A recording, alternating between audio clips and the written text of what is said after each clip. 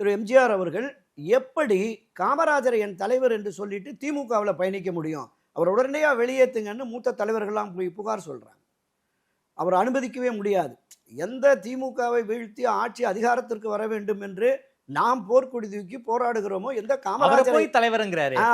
காமராஜரை வீழ்த்தி நாம் ஆட்சிக்கு வரணும்னு பாடுபடுகிறோமோ, அந்த காமராஜர் என் தலைவர் என்று சொல்லி திமுக எப்படி பயணிக்கலாங்க?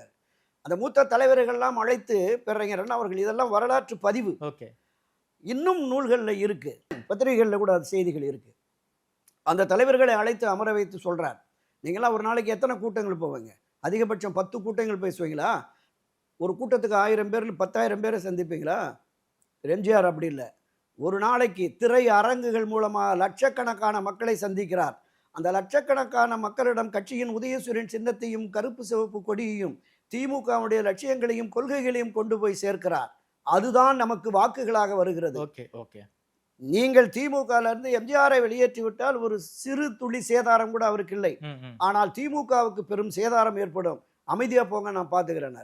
பேரறிஞர் அண்ணாவுக்கு தர்ம சங்கடம் வரக்கூடாதுங்கிறதுனால எம்எல்சியில இருந்து புரட்சியாளர் எம்ஜிஆர் வந்து ராஜினாமா பண்ணிட்டு வந்துட்டார். அப்ப எதிர்ப்பு என்பது காலங்காலமாகவே எம்ஜிஆர் இருக்கும் போதே அவருக்கு மிக கடுமையான எதிர்ப்புகள் இருந்ததா? ஆமாமா, முன்னணியினர் பலர் அவர் அபரிமிதமான செல்வாக்கு அவருக்கு, அண்ணாவுமே அவருக்கு நிறைய முக்கியத்துவம் கொடுக்கிறாரு அப்படின்னு.